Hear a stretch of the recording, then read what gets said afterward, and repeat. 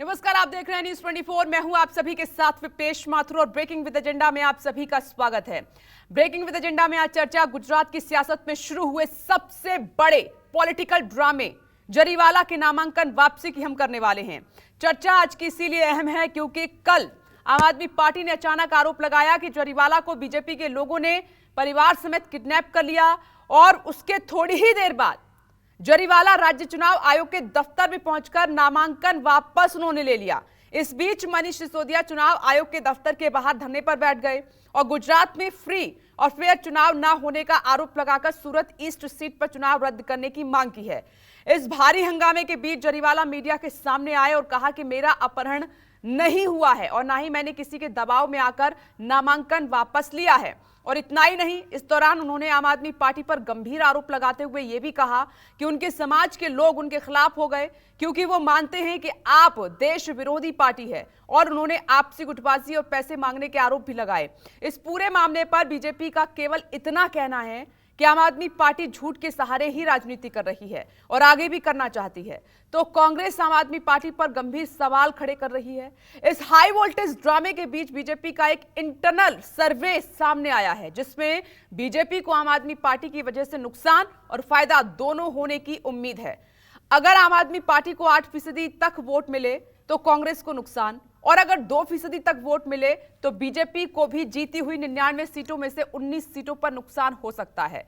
तो कुल मिलाकर राजनीतिक घमासान काफी तेज हो गया है गुजरात विधानसभा चुनाव में, और इसीलिए 2014 के बाद पीएम मोदी पहली बार घर घर जाकर विधानसभा प्रचार करते हुए नजर आएंगे। तो गुजरात के चुनाव में कथित अपहरण कांड से किसके वोट का हरण होगा, इस मुद्दे पर करेंगे बड़ी चर्चा। लेकिन उससे पहले जो सियासी बयानबाजी खूब हुई है इस मसले पर, वो सुन लीजिए।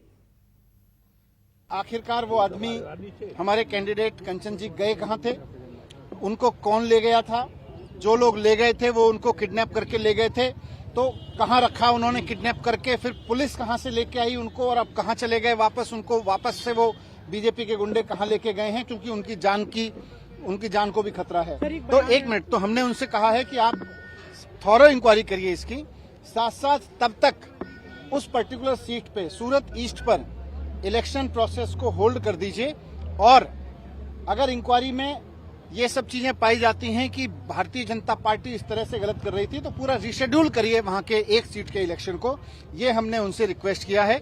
नमस्कार मित्रों, હું કંચનલાલ જરીવાલા આથી જણાવું છું કે 149 પૂર્વ વિધાનસભામાંથી આમ આદમી પાર્ટીમાંથી ઉમેદવારી નોંધાવેલી હતી અને પ્રચાર કાર્ય શરૂ કર્યું હતું।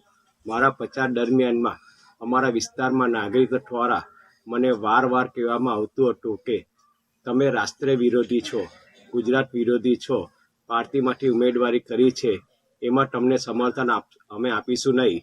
મારા વિસ્તારમાં લોકોનો આવો પ્રતિભાવ મળતા મારો અંતરાત્મા કકલી ઉઠ્યો હતો અને મેં અંતરાત્માના અવાજ સાંભળી આવી રાષ્ટ્ર વિરોધી અને ગુજરાત વિરોધી પાર્ટીમાંથી ચૂંટણી ના લડવાનું મન બનાવીને ये लोग कितना सच बोलते हैं और कितना झूठ बोलते हैं इसका भी एक बार आंकलन कर लेना चाहिए, क्योंकि जब से राजनीति में केजरीवाल जी और आम आदमी पार्टी आई है तब से झूठ का नए आयाम स्थापित किए हैं।